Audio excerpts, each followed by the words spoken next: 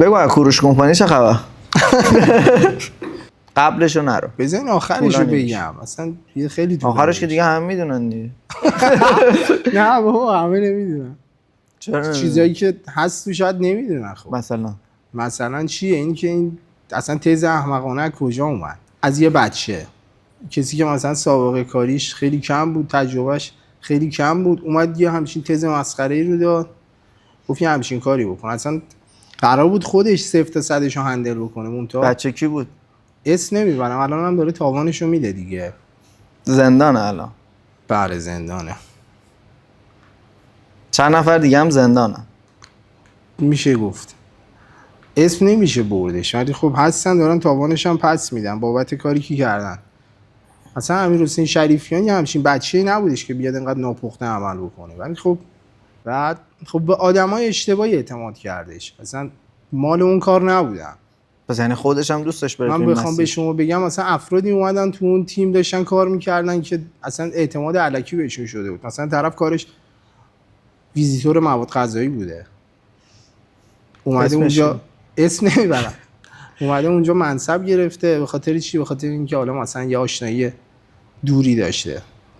امیرحسین شریفیان اشتباهاتش تو اینجور چیزا بوده و اینا ذاتی هم مثلا اونجور بچه نیستش که مثلا بخواد یه همچین کاری بکنه. آخرین باری هم که صحبت کردم باش گفت خیلی پشیمونم، بعدم پشیمونم. آره میگم ولی اینجا نشستی طرفداری بکنه. نه کار به این نرم، گفت برگردیم به گذشته، اصلا مسیر رو نمیرم. ولی آقا من با این آدم زندگی کردم به خدا، اصلا اونجور بچه نیست. خودش هم دوست داره پولا رو بده. آره خب. میترسه گیر کنه، میخواد اونجوری که خودش دوست داره تموم بشه، ولی خب نمیشه دیگه. آره نمیشه این همه آدمو اذیت کنی اونجوری که دوست داری تمومش کنی. یه ذره چجوری دوست داره تموم شه؟ نمیدونم. پس 100% اگه تا الان تمام نشده اونجوری که اون دوست داره نبوده. نه من آخه نباید باش در ارتباط باشیم و بگیم در ارتباطیم. بودیم از پارسال باش صحبت نکردیم. موقع در ارتباط بودم با شخصی مگه جرمه؟ با این شخص بله. چرا؟ اصلا کلا معمول. آقا اصلا جدا از این که این کار خوب اتفاق افتاده مگه مثلا رفیق من نوعی نبوده؟ میگم نشستم اینجا ازش طرفداری بکنم، ولی خب تزای مسخره افراد دیگه بوده دیگه این وسط. خب آقا مثلا ما بخش تعمیراتش دست ما بوده، بخش تعمیرات دست ما بود. تا تایمی که مثلا ماها بودیم اصلا تو این پلن نمیرفتیم، اصلا همچین پلنی نداشتیم.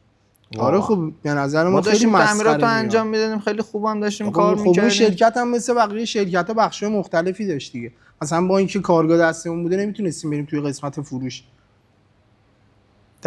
دخیل بشیم یا مثلا ایراد بگیریم، فقط میتونستیم در حد یه گفتگو آقا این کار اشتباهه، همون جوری که ما به اونها اجازه میدادیم. ولی خب متاسفانه به خاطر حالا یه سری رفتار بچگونه از طرف مدیر فروش اون تایم اجازه گفتگو به کسی داده نمیشد.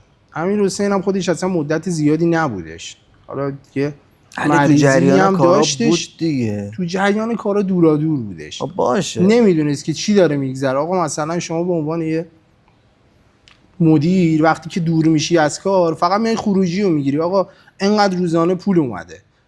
وقتی خب میسپاری به یه سری مدیر توقع اینو داری که اینا اون موضوع رو هندل بکنن دیگه، حالا به هر طریقی. خب اینم بعد یه تایمی اومد فهمید که دیگه کار از کار گذشته بود، خیلی گذشته بود. یعنی بحث یه پول زیادی اومده بود وسط توی شرکت، نه تو بخش تعمیرات. چند وقت قبل از اینی که بره این اتفاق افتاده؟ قبل از اینکه بره اصلا بودش. خب این 6 ماه قبل از اینکه کوروش کمپانی جمع شه رفته بود. خب آقا مثل خیلی از آدمای دیگه. یعنی شما دوست نداری بری خارج از کشور؟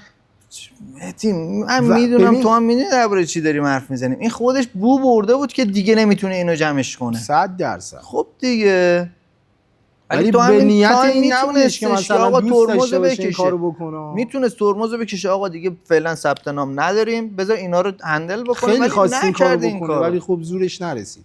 به کی زورش نرسید؟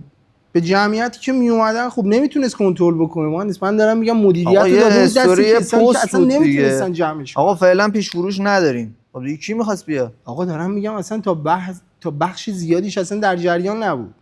ما اصلا نمیتونستیم با این آدم ارتباط بگیریم. چرا؟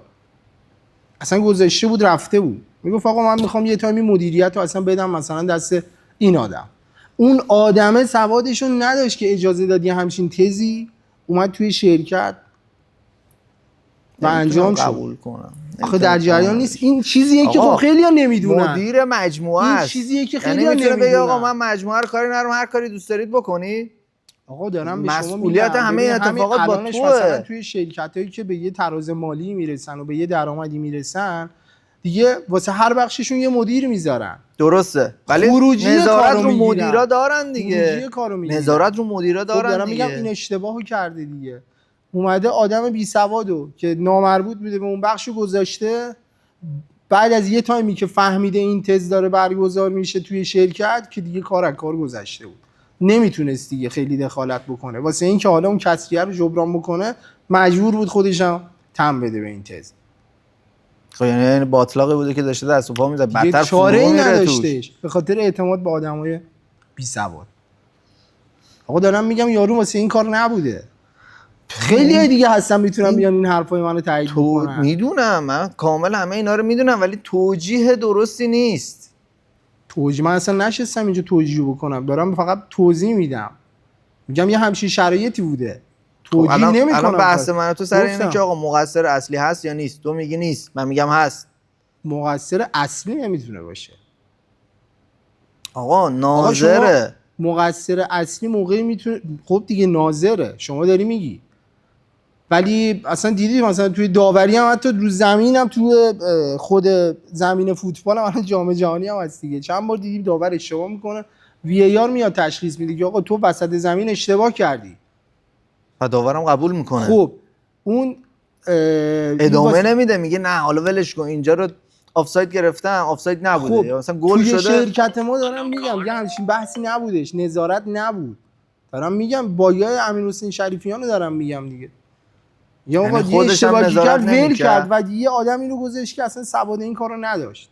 دارم میگم خیلی هستن این حرف منو تایید میکنن، میان علنی جلوی دوربین صحبت میکنن که آقا اون آدمایی که اون تایم مدیریت رو دست گرفته بودن به خاطر اعتماد اشتباه آقای امیرحسین شریفیان شرکت رو دست گرفته بودن و با تزای مسخرهشون شرکت رو به اونجا رسوندن. حالا اینکه ادامه داده نداده من نمیگم، نشستم اینجا کارشو توجیه بکنم. مقصر شریفیان اصلا مقصر این اشتباه داره انجام میده. آقا فردا نمیخواد بیاد یه مدیر درست بذاره. خب نمیتونه وقتی یه مدیر، آقا به خود منم پیشنهاد دادن که آقا بیا از فلان تاریخ مدیریت رو دست بگیر، مدیریت اون مجموعه رو. گفتم آقا من نمیتونم بیام وقتی کسی دیگه خرابکاری به این بزرگی کرده من بیام وایسم جلوی مردم بگم که آقا مثلا مدیر قبلی رو انداختیم بیرون به خاطر کار مسخرهش، از الان منم. انقدر تعداد نفر رو زیاد بود انگار مثلا هر روز باید کنفرانس میذاشی، وظیفه‌مون بود هر روزم داشتیم این کارو میکردیم. ولی مدیر اون بخش حتی نمیتونست جمعیت رو با احترام بدرقه بکنه، حتی به خاطر اشتباه خودش. این ماها بودیم، بچهای قسمت فنی بودن که می اومدن از بچه‌ها، از آدمایی که می اومدن پذیرایی میکردن. حالا گاهی اوقات به خشونت هم بعضی موقع از طرف مردم کشیده میشد، ولی ما هیچ وقت مثلا شکایتی پیش کسی نبردیم. تو تا روز آخر اونجا بودی؟ تا هفته آخر قبل از اینکه جمع بکنن دیگه خیلی از بچه‌ها نمی اومدن، ما هم جزو همونا بودیم. خب چرا ما اصلا نمیتونستیم دیگه ادامه بدیم. چرا نمی اومدن؟ چون به خاطر اشتباه میگم یه مدیر دیگه‌ای ما داشتیم حرف میشنیدیم از مردم. مثلا خیلی‌ها می اومدن میگفتن آقا خب نمیتونید کنترل بکنید، چرا این کارو کردید؟ خب این ضعف یه مدیر رو نشون میده. ما اصلا بخشمون جدا بودش، ما قسمت فنی بودیم ولی از همون کمک خواسته بودن که بیاید آقا کمک بکنید. خب چرا تو بعد اصلا کارو به اونجا برسونی که بیای از قسمت دیگه یه همچین کمکی بخوای که حتی بچه‌های قسمت فنی هم مثلا جلوی مردم بشن بده؟ ما چقدر حرف شنیدیم، چقدر فحش شنیدیم، چقدر تهدید شنیدیم، در صورتی که 0% مقصر نبودیم. که حتی ما آقا آدرس خونمون رو در آورده بودن، نمیدونم تهدید میکردن، پیاماش اساسا دوست دارم دیگه راجبش حرف بزنم. دولت هم یه تایمی سوال جواب پرسید ازت ولی همه درگیر بودن دیگه. ما اصلا خودمون رفتیم هیچ کارتر صحبت کردیم با مسئول پرونده، حالا اسمشون هم نمیارم. ولی در هر صورت اینا چیزاییه که مردم نمیدونن، فقط سیبل شده یه نفر. الان اون یه نفر کیه؟ تو الان کیو میگی سیبل شده؟ اونی که تو زندانه یا اونی که نیست؟ اونی که نیست. نشستم اینجا ازش طرفداری بکنم. الان اینی که تو زندانه چرا تو زندانه؟ من رفیقمه. من رفیقم یه اشتباهی بکنه که نمیتونم بیام مثلا بعدشو بگم که آقا یه رفیقت یه کار اشتباهی کرده باید بگی دیگه. اگه یه کار بدی هم کرده باید بگی. دارم توضیح میدم، میگم آقا کار اشتباهی کرده، ولی نمیگم 100% مقصره. خیلی تلاش کرد. آخه شما نمیدونید، مثلا شاید خیلی‌ها ندونن، از بیرون نمیدیدن. خیلی تلاش کرد که بمونه ولی نشد. اصلا خیلی‌ها طرد شدن اون تایم، خیلی‌ها بیرون انداخته شدن، ولی دیگه مرهمی نبودش، رفتن. ولی خب من شنیدم یه تایمی که اول رفت ترکیه.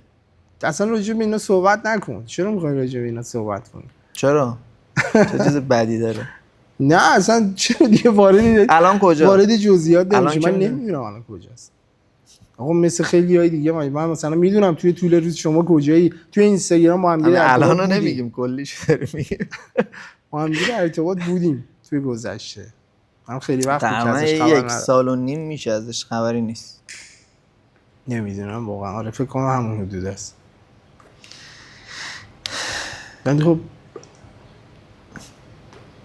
رفیقم دیگه، چی بگم آقا رفیقت یه کار اشتباهی کرده. آقا من اصلا یه تایمی ما اصلا تو کار موبایل چی داریم؟ مثلا بحث اعتبار و خرید اعتباری داریم. ما بعد از این ماجرا خودمون خیلی آسیب دیدیم. مثلا اونایی که با ما اعتباری کار میکردن دیگه به ما اعتماد نداشتن. ببین مثلا من تا 1 ماه قبلش از طرف تلفنی جنس میگرفتم، ولی بعدش مجبور شدم برم که مثلا یه چک بذارم پیشش، اصلا عرفشا. ولی خب میخوام بهت بگم که چقدر رو ما هم تاثیر گذاشت.